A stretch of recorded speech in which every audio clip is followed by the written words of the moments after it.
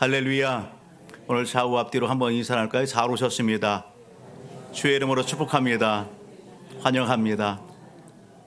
저는 오늘 이 본문의 말씀을 가지고 무엇을 위함인가 라는 제목으로 같이 은혜 나누기를 원합니다.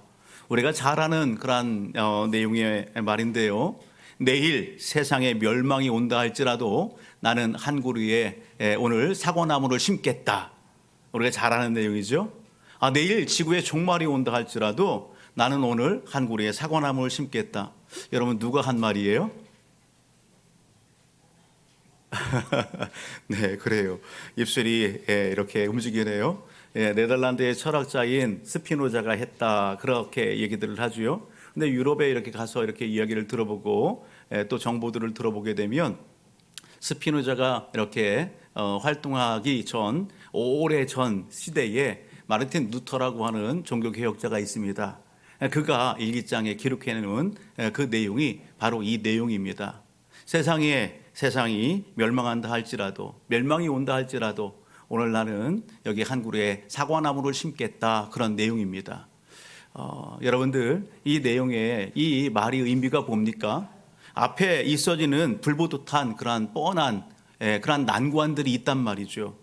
그럼에도 불구하고 소망을 잃지 않겠다는 것입니다. 희망을 잃지 않겠다는 것입니다.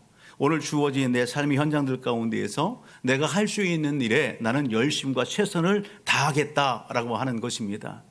여러분, 이 루터가 결혼을 하고서 어려운 시기가 있었어요. 종교개혁과 맞물리는 시대의 정치적인 상황들, 종교적인 그런 상황들이 있었어요.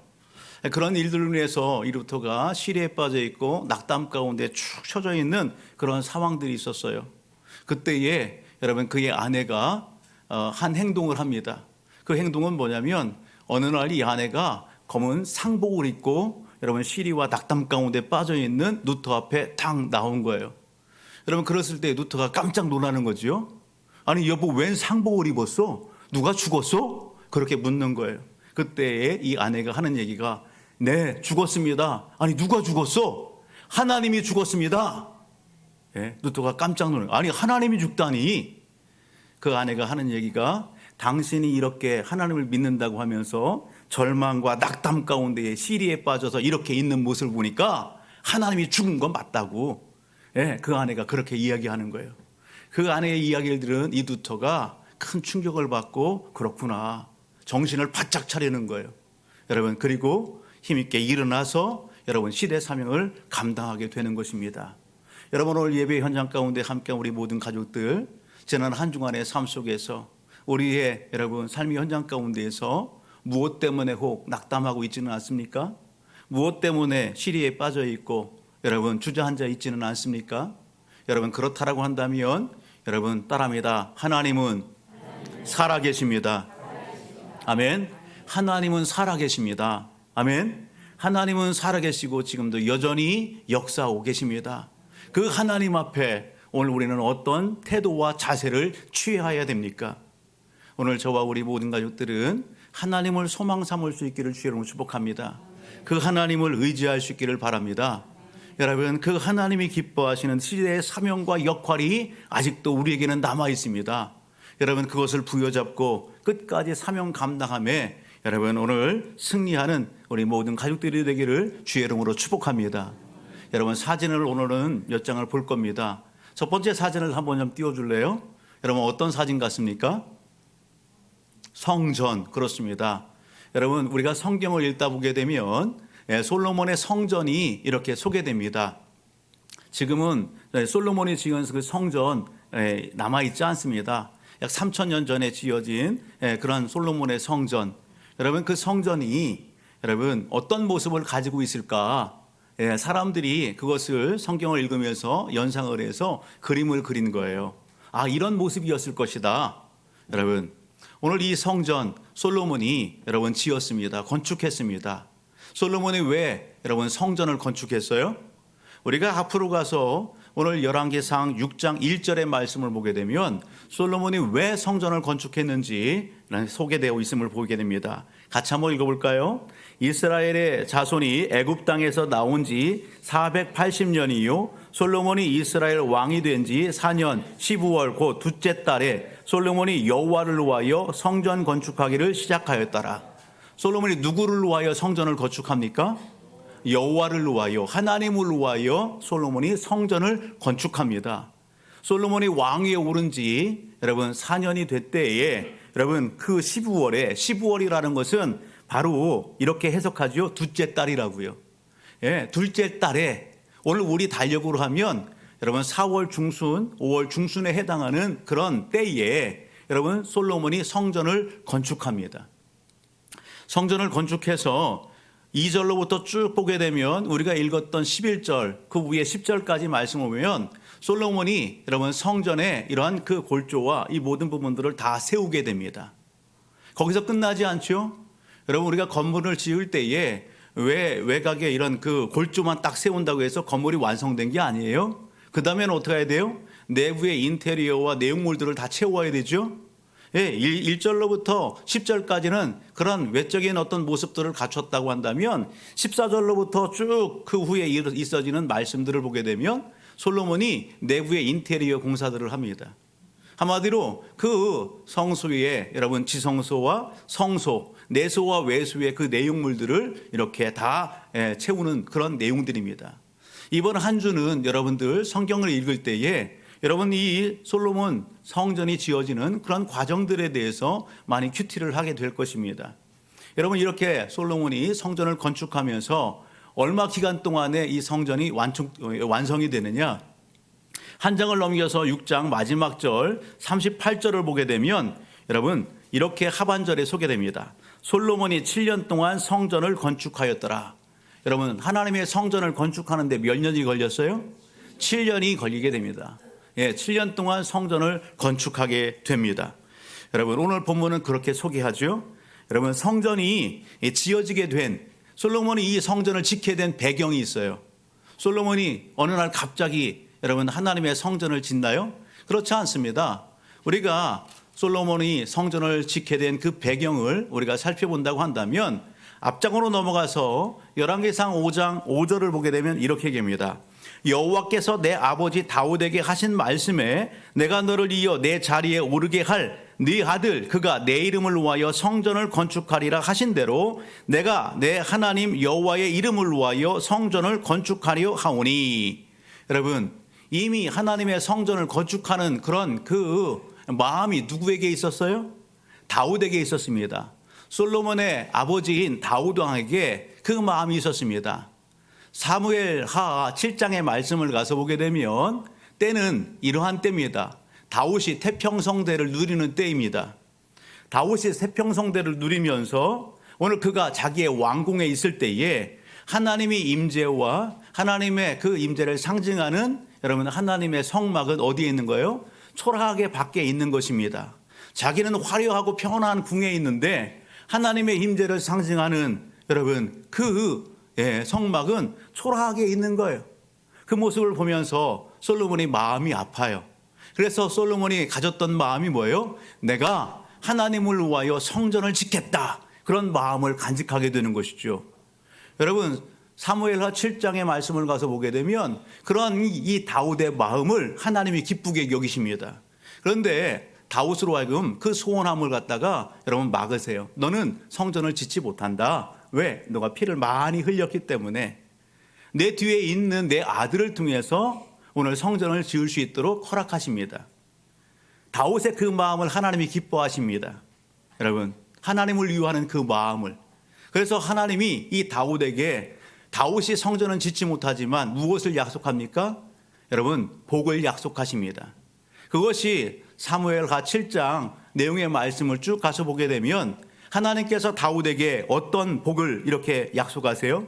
9절을 보게 되면 여러분 내가 너로 존귀하게 하겠다고요. 내가 너로 존귀하고 내가 너로 하여금 여러분 위대하게 만들어 주겠다. 그런 말씀들을 쭉 이어갑니다. 예? 뿐만 아니라 너에게 많은 대적들이 있을 텐데 그 대적들을 내가 다 물리쳐주고 너로 하여금 평안한 그러한 삶을 누릴 수 있도록 해주겠다 하나님이 약속하십니다. 그리고 내 자손들을 통하여서 영원한 나라를 굳건히 세워주겠다 하나님이 그렇게 약속하십니다. 하나님은 약속만 하십니까? 아닙니다. 약속하신 그 하나님은 다윗의 인생의 삶 속에 그러한 삶을 살도록 하십니다.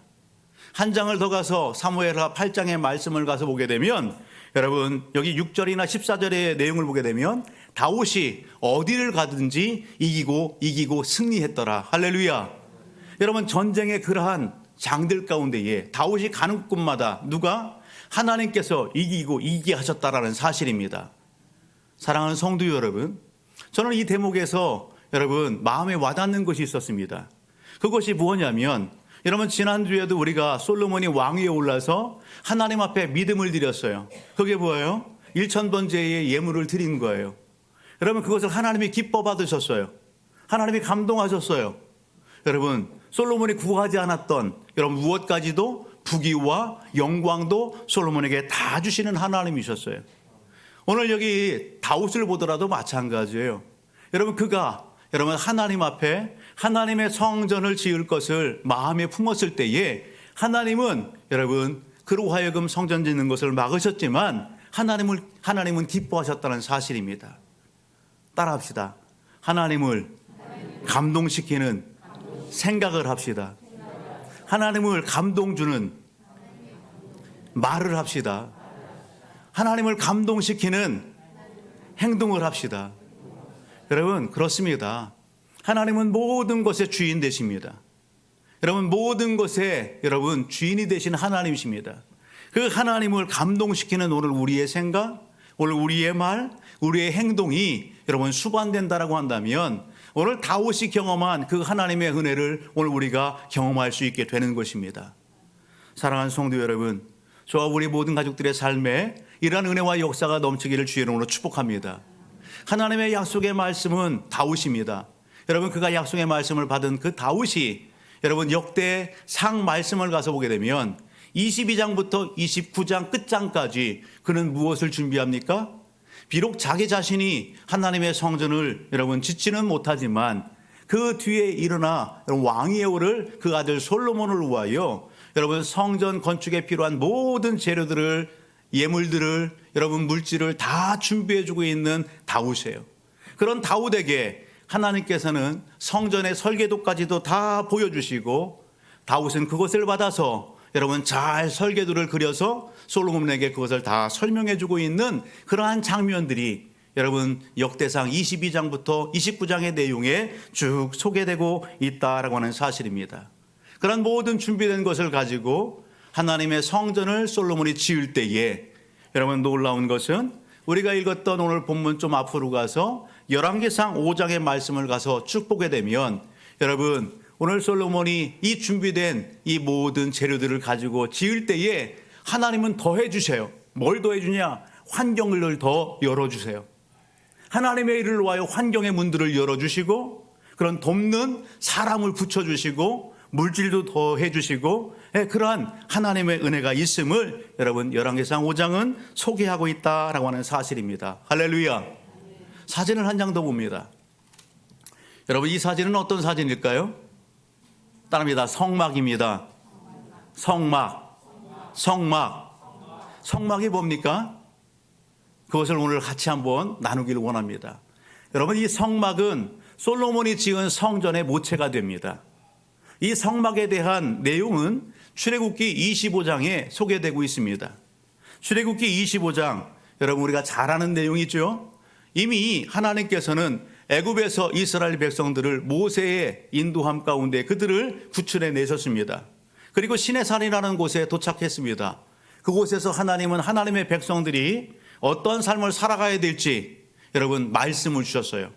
하나님의 백성은 하나님의 말씀대로 삶을 살아가야 되는 것이죠. 그러한 기준이 되는 하나님의 말씀 법을 주셨습니다. 그리고서 하시는 말씀이 여러분 모세를 통해서 여러분 성막을 지어라 그렇게 얘기합니다. 백성들과 더불어서 하나님의 여러분 성막을 지으라고요. 우리가 25장의 말씀을 봅니다. 출애굽기 25장 1절과 2절의 말씀을 한번 볼까요?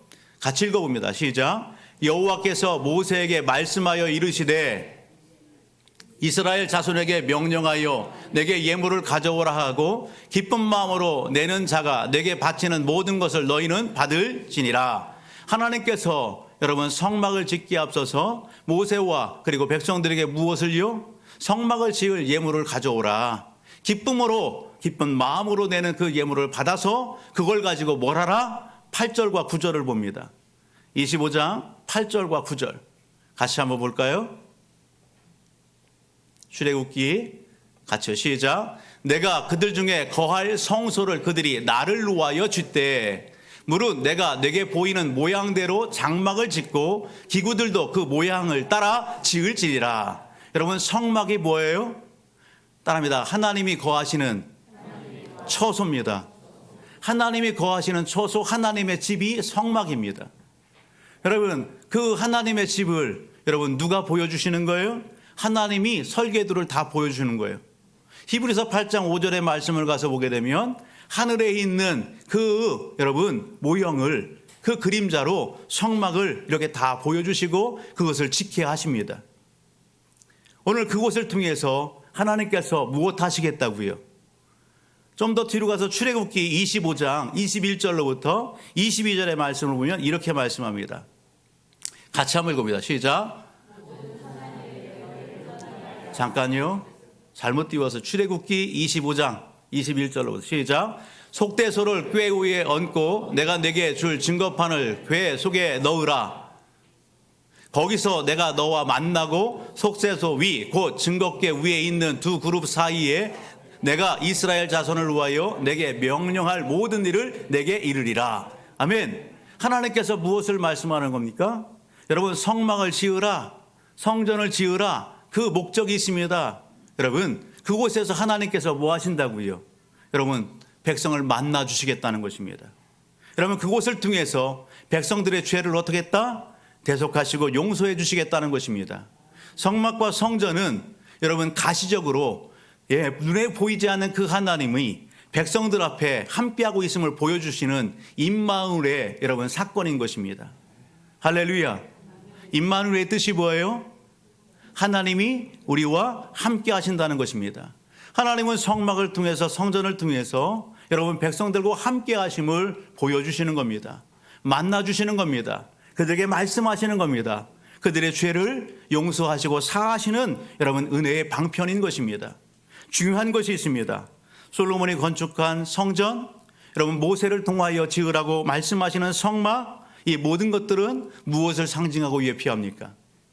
여러분 이 성막과 성전은 바로 이 땅에 구원자로 오신 예수 그리스도를 예표하고 상징하는 것입니다. 우리와 함께 하시는 여러분 하나님, 그 하나님을 여러분 보여주시는 것입니다. 마태라고 하는 여러분 예수님의 제자는 이것을 이렇게 증언하고 기록합니다. 마태복음 1장 21절로부터 23절의 말씀을 보게 되면 여러분 이렇게 소개하고 있음을 보게 됩니다. 같이 읽어볼까요? 아들을 낳으리니 이름을 예수라 하라. 이는 그가 자기 백성을 그들의 죄에서 구원할 자이심이라 하니라. 이 모든 일이 된 것은 주께서 선지자로 하신 말씀을 이루려 하심이니 이르시되 보라 처녀가 잉태하여 아들을 낳을 것이요 그의 이름은 임마누엘이라 하리라 하셨으니 이를 번역하면 하나님이 우리와 함께 계시다 함이라. 할렐루야. 아멘. 여러분 예수 그리스도 여러분 누구라고요? 임마누엘. 여러분 구약에서는 하나님께서 성막을 통해서 성전을 통해서 백성들과 함께 하심을 보여주셨습니다. 하나님은 여러분 마태복음의 말씀을 근거한다면 예수 그리스도를 통하여 하나님이 우리와 함께 하심을 보여주시는 것입니다. 여러분 사도 요한은 어떻게 증언하고 있습니까? 요한복음 1장 29절의 말씀을 가서 보게 되면 여러분 사도 요한은 이렇게 합니다. 이튿날 요한이 예수께서 자기에게 나오심을 보고 이르되 보라 세상 죄를 지고 가는 하나님의 어린 양이로다. 예수 그리스도를 통하여 여러분 예수 그리스도를 향하여 여러분 사도 요한은 이렇게 얘기하죠. 여러분 요한은 침례 요한은 뭐라고 얘기한다고요? 보라 세상 죄를 지고 가는 하나님의 어린 양이다. 예수님이 이 땅에 오신 것은 하나님의 뜻을 이루기 위해 오신 것입니다. 여러분 예수님이 이 땅에 오신 것은 하나님의 일을 이루고 완성하기 위해 오신 것입니다. 그것이 무엇입니까? 인류의 죄 문제를 해결하시기 위하여 이 땅에 오신 겁니다. 사람들을 구원하시고 그리고 사람들로 하여금 온전하게 하시고 하나님의 나라 백성 삼기 위하여 예수님께서 이 땅에 오셨다라고 하는 사실입니다. 구약에서는 여러분 짐승의 피를 가지고 하나님 앞에 나갔지만 여러분 모든 제사들은 불완전했습니다. 그것을 반복해서 드렸습니다. 그렇게 했던 이유는 백성들로 하여금 여러분 우리가 하나님 앞 죄인 된 것을 알게 하고 깨닫게 하기 위하여 반복된 그러한 제사를 가지고 하나님 앞에 나갔던 거예요. 피를 가지고. 그런데 하나님은 예수 그리스도의 십자가의 사랑과 은혜 안에서 여러분 이러한 반복된 모든 여러분 부족한 것들을 완전히 여러분 모든 죄를 다 사하시고 오늘 우리를 온전하게 하셨다라고 하는 사실입니다. 그런 맥락에서 히브리서 9장 12절로부터 15절의 말씀을 읽으면 여러분 이렇게 말씀합니다. 히브리서 9장 12절로부터 15절입니다. 같이 읽어볼까요? 염소와 송아지의 피로 하지 아니하고 오직 자기의 피로 영원한 속죄를 이루사 단번에 성소에 들어가셨느니라. 염소와 황소의 피와 및 암송아지의 배를 부정한 자에게 뿌려 그 육체를 정결하게 하여 거룩하게 하거든 하물며 영원하신 성령으로 말미암아 흠없는 자기를 하나님께 드린 그리스도의 피가 어찌 너의 양심을 죽을 행실에서 깨끗하게 하고 살아계신 하나님을 섬기게 하지 못하겠느냐. 할렐루야. 여러분 예수 그리스도면 족한 것입니다. 여러분 예수 그리스도가 오늘 우리의 죄사함을 위하여 오늘 우리를 온전케 하기 위하여 오늘 우리를 하나님의 자녀 백성 삼아주시기 위하여 우리의 모든 죄를 대신해서 십자가에 못 박혀 피 흘려 죽어주셨습니다. 예수님은 하나님의 뜻을 이루기 위하여 이 땅에 오신 것입니다. 그래서 성경은 예수는 이렇게 얘기합니다. 내가 곧 길이요 진리요 생명이니 나로 말미암지 않고는 아버지께로 올 자가 없다 말씀하시는 겁니다. 우리의 죄사함과 우리의 구원을 위하여 하나님께서 보내주신 분은 다른 이름 없습니다. 오직 예수 그리스도밖에 없습니다. 아멘. 여러분 오늘 우리에게는 믿음이 두 가지 믿음이 있습니다. 두 믿음 어떤 믿음이냐? 첫 번째 믿음은 구원 얻는 믿음입니다. 내가 죄를 사함받고 온전하게 되고 깨끗하게 되고 하나님의 자녀가 되는 구원 얻는 믿음. 여러분 이것은 내가 어떤 선행을 한다든지 돈이 많다든지 권력이 있든지 어떤 조건에 따라서 여러분 되어지는 것이 아니라 전적인 하나님의 은혜로 되는 것입니다. 하나님이 베풀어 주시는 선물로 되어지는 겁니다. 예수 그리스도를 믿음으로 말미암아 되는 것입니다. 할렐루야. 여러분 또 하나의 믿음이 있습니다. 그것은 생활 속에 열매 맺는 믿음입니다. 생활 속에서 열매 맺는 믿음, 여러분 그것은 이미 하나님께서 우리에게 베풀어 주신 구원의 은혜를 가지고 여러분 그 믿음을 여러분 활용하여 믿음의 능력 가운데에서 나타나 보여지는 영적인 삶을 이야기하는 것입니다. 오늘 이 자리에 함께한 우리 사랑하는 성도들, 여러분 함께한 우리 모든 분들, 혹 내 안에 오늘 하나님을 믿기를 원하십니까? 오늘 예수 그리스도가 필요한 그런 우리의 영적인 삶의 자리에 있습니까? 여러분 그 예수를 알기 위하여 오늘 이 자리에 오셨습니까? 그렇다라고 한다면 오늘 우리의 마음의 문을 여시고 나를 위하여 아낌없이 물 한 방울 피 한 방울 다 십자가에 못 박히며 쏟아주신 여러분 내 죄를 사하시기 위해 대신 죽어주신 그 예수 그리스도를 여러분 마음에 모셔드리는 역사가 있어지기를 주의 이름으로 축복합니다. 예수를 내 마음에 모실 때에 놀라운 삶의 변화, 신분의 변화가 일어나게 되는 것입니다. 여러분 오늘 우리가 예수 그리스도를 이미 여러분 만났고 그리고 믿고 있다라고 한다면 하나님의 그 구원의 은혜에 여러분 감사하기를 주의 이름으로 축복합니다. 어떤 상황 가운데에서도 여러분 하나님이 베풀어 주신 이 여러분 구원의 이 은혜를 여러분 감사를 잊지 않고 더욱더 풍성한 감사의 삶 속에서 하나님을 찬양하고 높이는 우리 모두가 되기를 주의 이름으로 축복합니다. 여러분 저는 오늘 이 말씀을 묵상하면서 이제 결론을 맺으려고 합니다. 여러분 하나님께서는 오늘 솔로몬으로 하여금 여러분 솔로몬 성전 건축한 것 그것이 여러분 목적이고 그것이 끝이 아니다 말씀합니다. 우리는 이 대목에서 솔로몬이 성전을 건축했네, 완성했네, 여러분 그것으로 끝나는 것 같지요? 하나님은 여러분 솔로몬이 성전 건축한 것 그것이 끝이 아니다. 여러분 오늘 그것이 여러분 목적이 아니다. 그런 뉘앙스의 말씀을 여러분 솔로몬에게 하십니다. 오늘 우리에게 하시는 겁니다. 여러분 11절 12절을 한번 보실래요? 11절 12절 같이 읽어봅니다. 여호와의 말씀이 솔로몬에게 임하여 이르시되 내가 지금 이 성전을 건축하니 내가 만일 내 법도를 따르며 내 율례를 행하며 내 모든 계명을 지켜 그대로 행하면, 내 모든 계명을 지켜 그대로 행하면 내가 내 아버지 다윗에게 한 말을 내가 확실히 이룰 것이며, 13절 시작. 내가 또한 이스라엘 자손 가운데에 거하며 내 백성 이스라엘을 버리지 아니하리라 하셨더라. 아멘. 여러분, 하나님은 솔로몬에게 무엇을 말씀합니까? 성전의 건축이 끝이 아니라, 여러분, 그리고 말씀하심이 내가 만일 내 법도를 따르며 내 율례를 행하며 내 모든 계명을 지켜 그대로 행하면, 말씀합니다. 이 말씀을 한마디로 한 단어로 요약하면, 여러분 따라합니다. 순종의 삶. 순종의 삶. 여러분 그렇습니다. 여러분 지어진 성막을 바라보면서, 여러분 건축된 성전을 바라보면서 하나님은 솔로몬과 백성들에게 무엇을 여러분 기대하십니까? 여러분 하나님 중심적인 여러분 말씀을 여러분 여기 마음판에 새기고 그 하나님과 동행하는 삶을 살 것을 하나님은 기뻐하시고 기대하시는 것입니다.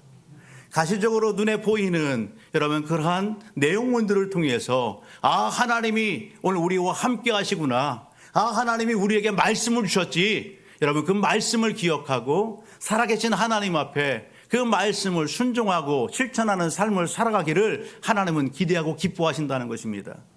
여러분 그 순종적인 삶을 살 때에, 여러분 말씀을 실천하는 그 삶을 살 때에 하나님이 솔로몬에게 어떤 약속의 복을, 어떤 복을 약속하십니까? 다윗에게 한 말, 그 약속을 내게 다 이루어 주겠다 말씀하시는 겁니다. 여러분 이스라엘 자손 가운데에 항상 함께 하시고 그리고 여러분 버리지 않겠다 말씀하시는 겁니다. 여러분 이 내용이 어떤 복이에요? 여러분 조건적인 복입니다. 조건적인 거예요. 네가 순종의 삶을 살면 내가 이러한 복을 주겠다 약속하는 거예요. 우리가 좋아하는 말씀이 있습니다. 그 말씀이 신명기 28장의 말씀이죠.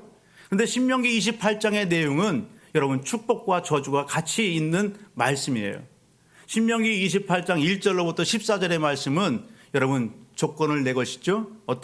내가 하나님의 말씀을 삼가 듣고 지켜 행하면 이러한 은혜와 복을 주시겠다 하시면서 여러분 2절로부터 14절까지 하나님이 주실 복에 대해서 쭉 소개합니다. 그런데요, 하나님의 말씀에 불순종하여서 여러분 오늘 지키지 않으면 15절로부터 여러분 어떻게 해요? 하나님께서 징계하시고 저주하시겠다 말씀하는 거예요. 오늘 솔로몬 성전 건축을 했어요. 이 솔로몬에게도 하나님께서 하시는 말씀이 뭡니까? 여러분 사무엘하 7장 12절로부터 14절의 내용을 요약하면, 만일 솔로몬이 죄를 범하면 이러한 약속들 이렇게 하셨을지라도 사람의 여러분 매와 인생의 채찍으로 하나님께서 징계하시겠다 그렇게 말씀하고 있음을 보게 되는 겁니다. 여러분 오늘 함께 예배드리는 저와 우리 모든 가족들은 여러분 하나님을 믿고 섬긴다면, 하나님을 알았다라고 한다면 여러분 하나님 앞에서 여러분 복받는 그러한 순종의 삶을 잘 달려가기를 주의 이름으로 축복합니다. 여러분 오늘 하나님께서는 이미 우리에게 찾아오셨습니다. 우리는 여러분 성전으로 오늘 우리 가운데 찾아오신 예수를 믿는 사람들입니다. 혹은 오늘 예수를 알고 하나님을 믿기 위하여 이 자리에 올라오신 분들입니다. 그렇다라고 한다면 여러분 오늘 우리는 현재의 삶에 안일하게 안주하고 여러분 그렇게 삶을 살지 않기를 주의 이름으로 축복합니다. 우리는 왜 그래야 됩니까? 오늘 우리를 이곳으로 부르신 하나님이 우리에 대해서 기대하시기 때문에 그렇습니다. 우리를 향하여 기대하는 삶이 있기 때문에 그렇습니다. 여러분 그것이 어떤 삶입니까? 솔로몬은 6장 1절에 성전 건축을 할 때에 누구를 위하여 한다? 여호와를 위하여 한다. 여러분 오늘 우리를 부르신 예배의 자리로 부르신 하나님은 우리를 통해서 여러분 영광 받기를 원하세요. 우리가 여러분 여호와 하나님을 위한 그 영광된 삶을 살기를 원하십니다. 여러분 고린도전서 9장의 말씀, 6장의 말씀을 가서 보게 되면 고린도전서 6장 19절로부터 20절 이렇게 말씀합니다. 고린도전서 6장 19절로부터 20절 같이 읽어볼까요?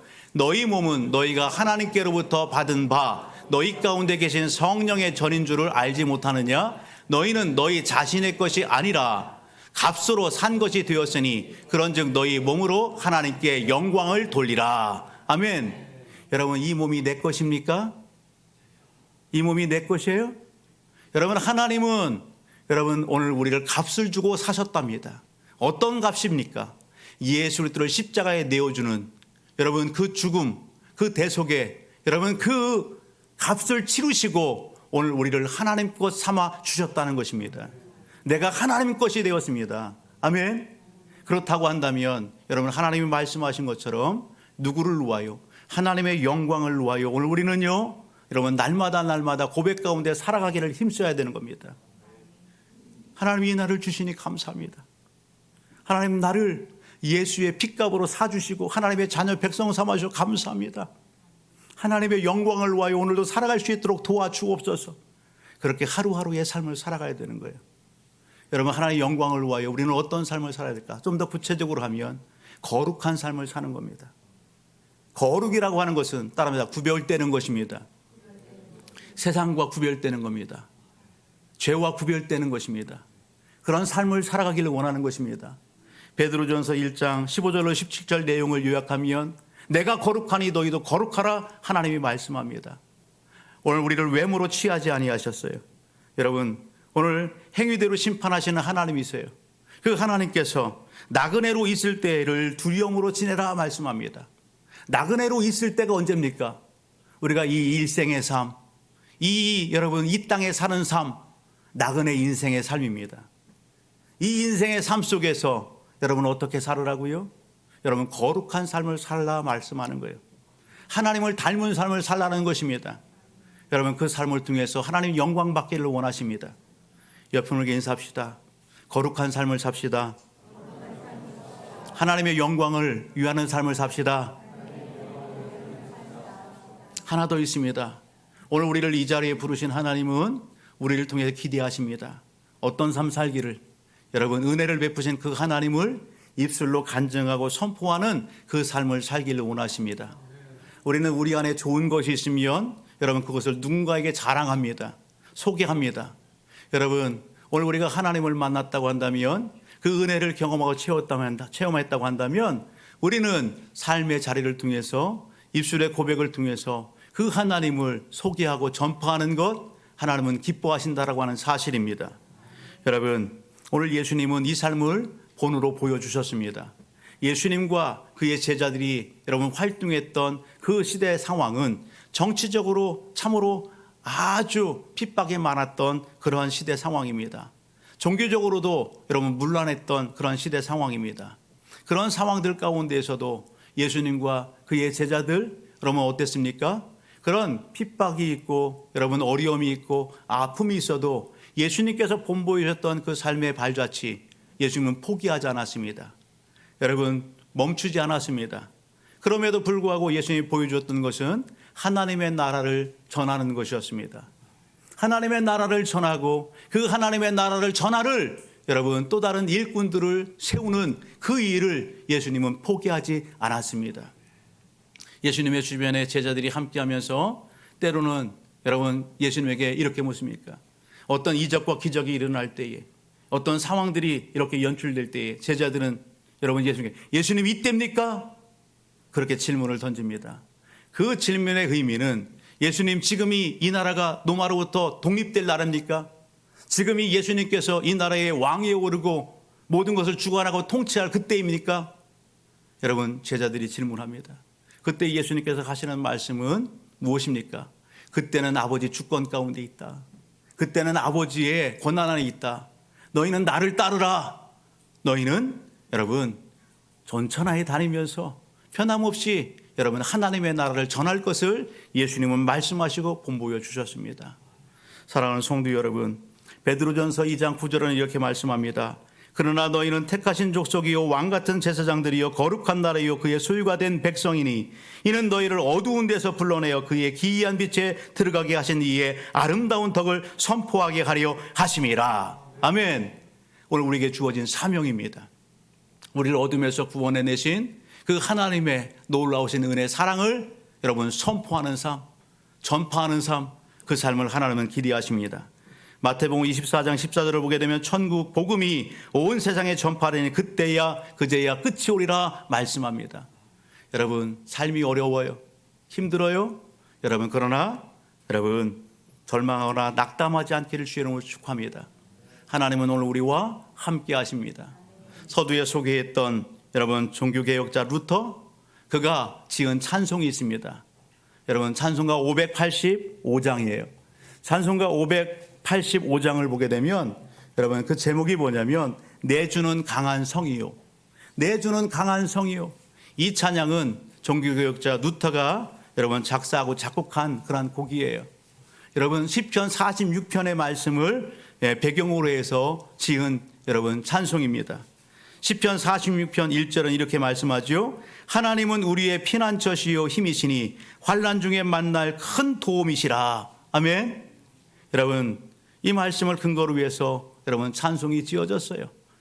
내주는 강한 성이요 방패와 병기가 되시니 큰 환난에서 우리를 구원하여 내시리로다. 옛 원수 마귀는 이때도 힘을 써 모략과 권세로 무기를 삼으니 천하의 누가 당하랴. 내 힘만 의지할 때는 패할 수밖에 없도다. 힘 있는 장수 나와서 날 대신하여 싸우네. 이 장수 누군가? 주 예수 그리스도 만군의 주로다. 당할 자 누구랴? 반드시 이기리로다. 이 땅에 마귀 들끓어 우리를 삼키려 하나 겁내지 말고 섰거라. 진리로 이기리로다. 친척과 재물과 명예와 생명을 다 빼앗긴데도 진리는 살아서 그 나라 영원하리라. 할렐루야. 아멘. 여러분 그렇습니다. 루터는 위기 가운데에 낙담과 절망 가운데 있을 때에 그가 여러분 힘을 낼 수 있었던 것은 다른 것이 아닙니다. 하나님의 말씀과 하나님을 여러분 부여잡은 것입니다. 여러분 진리는 살았고 여러분 승리합니다. 오늘 하나님의 말씀이 그리고 하나님이 오늘 우리와 함께 하십니다. 아멘. 저는 주중에 지역을 이렇게 돕니다. 지역을 돌면서 이렇게 땅을 밟으면서 보여지는 가게들도 있고 또 알고 있는 지인들도 있어요. 직접 만나서 담소를 나누기도 하지만 또 때로는 지나가면서 마음속에 기도하고 축복합니다. 하나님 저 가게 잘 돼야 됩니다. 하나님 손님들이 들끓어야 됩니다. 경제 회복이 일어나야 됩니다. 하나님 저곳은 하나님 기뻐하지 않는 곳인데 변화가 일어나기를 원합니다. 지역을 이렇게 돌면서 기도하고 땅을 밟아요. 지난주에도 그러면서 제 눈에 유독 들어왔던 두 곳이 있습니다. 하나는 여러분 사진을 띄워줄래요? 그 중에 한 곳은 어딜까요? 유성의 호텔입니다. 호텔. 어디 호텔? 유성 호텔입니다. 유성 호텔. 유성 호텔의 역사가 얼마나 될까요? 109년입니다. 1915년에 이렇게 건축이 돼서 역대 대통령들도 모시고 국가의 여러분 훌륭한 어떤 행사와 이런 부분을 외국의 인사들 이런 부분들을 많이 이렇게 묵었던 그런 숙소예요. 많은 사람들이 방문하고 찾았던 곳이에요. 그런데 큰 현수막이 저렇게 내붙었습니다. 입구가 바리게이트로 철조망으로 채워져 있습니다. 기사들을 또 찾아봤어요. 왜 그랬을까? 여러분 거기 보니까 시설이 노후되고 주변의 상황과 환경 이런 부분들을 위해서 여러분 경제적인 타산이 맞지 않는 거예요. 그래서 결국은 여기 문을 닫게 되었다. 그런 내용들이에요. 여러분 오늘 이 시대에 하나님은 살아계십니다. 여러분 오늘 여러분 좋은 추억들이 많이 남아있는 그런 건물이지만 시대 상황과 환경 가운데에 오늘 우리가 저런 모습, 오늘 우리의 교회의 모습, 우리의 삶의 자리가 저런 모습이 되면 안 되는 거예요. 저는 이 사진을 찍으면서 옆에 있는 한 분을 봤어요. 연산에서 오신 분이었어요. 무엇합니까? 물어보니까 추억이 있는 곳입니다. 아쉬움이 남아서 사진을 담기 위해서 사진을 찍습니다. 저와 똑같은 그런 행위를 취하고 있었어요. 저는 무엇보다도 저 현수막의 내용의 글이 마음에 와닿습니다. 109년 동안 사랑해 주셔서 감사합니다. 거기서 끝나지 않고 뭐라고 기록하고 있냐면 새로운 모습으로 인사를 드리겠습니다. 어떤 모습으로? 새로운 모습으로. 여러분 저 건물이 무너질 수 있겠죠? 그러나 새로운 모습으로 다시 지어지고 서게 될 것입니다. 여러분, 오늘 우리의 삶이 그러기를 주님으로 축복합니다. 오늘 우리가 예수 그리스도 안에서 믿음 안에서 새롭게 단장되어지고 준비되어져서 하나님의 놀라운 일들을 이루는 하나님의 백성들이 되기를 주님으로 축복합니다. 봄철입니다. 이 봄에는 여러분 농작물들을 많이 심습니다. 씨를 뿌립니다. 여러분, 자연의 원리는 뭐예요? 심은 대로 여러분 거두게 됩니다. 성경의 원리죠. 여러분, 심은 대로 거두게 되는 것입니다. 오늘 예배 현장 가운데에서 오늘 우리는 무엇을 소망하십니까? 무엇을 기대하십니까? 여러분, 오늘 기대한다면 오늘 우리는 심어야 되는 것입니다. 뿌려야 되는 것입니다. 그에 앞서서 준비도 해야 되는 것입니다. 저는 지역을 돌면서 한 군데를 더 보았습니다. 눈에 들어왔던 또 한 군데의 여러분 사업장이에요. 사진을 보면 여러분 어떤 모습입니까? 단아한 정돈된 그런 한 카페입니다. 여러분, 지역을 이렇게 쭉 돌면서 분주한 그런 모습을 보았어요. 왜 그럴까? 여러분, 이 가게가 다른 곳으로 이전을 하나? 다른 사람이 인수를 했나? 그런데 그러지 않았습니다. 기물들을 다 옮겨놓고 바닥을 다 긁어냈습니다. 토요일 날 사역자족을 다시 방문했어요. 문이 닫혀 있는 상황이었는데 주인이 나와 있길래 이사 갑니까? 가게가 이렇게 매각이 됐습니까? 다른 사람이 옵니까? 아니래요. 공사를 왜 했습니까? 이 바닥에 조금 금이 갔대요. 조금 금이 간 거예요. 별 표시도 나지 않아요. 그런데 그곳에 오는 여러분 고객들의 안전을 위해서 여러분 그냥 다 걷어내고 새로 깔았다는 겁니다. 오늘 고객들에게 편안함을 주고 그리고 쉼의 공간과 그리고 그곳에서 즐길 수 있는 그러한 장소를 위해서 아낌없이 그렇게 변화를 주었다라고 하는 내용이었습니다. 사랑하는 성도 여러분, 오늘 저와 우리 모든 가족들 두 사진을 통해서 오늘 이 말씀 앞에서 저와 우리 모든 가족들 마음에 여러분 깊은 여러분 하나님이 기뻐하시는 것을 그릴 수 있기를 주님으로 축복합니다. 하나님께서는 오늘 우리를 여러분 부르셨습니다. 하나님의 기뻐하시는 일들을 위하여 불러주셨습니다. 여러분, 하나님 앞에 그 말씀에 순종하여 변함없이 예배의 자리에서 변함없이 기도의 자리에서 변함없이 하나님의 살아계신 그 하나님을 전파하는 그 삶의 현장들 가운데에서 하나님 앞에 쓰임받는 우리 모두가 되기를 주의 이름으로 축복합니다. 그렇게 해서 주님의 기쁨을 이루고 주님의 핏값으로 세우신 교회를 섬기고 세우며 더 큰 일들을 이루는 그 현장 가운데 쓰임받는 우리 사랑하는 성도들이 다 되시기를 주의 이름으로 축복합니다. 여러분, 순종함으로 말미암아 다윗과 솔로몬이 누렸던 그 은혜와 복도 누려서 귀한 간증의 주인공들이 다 되시기를 축복합니다.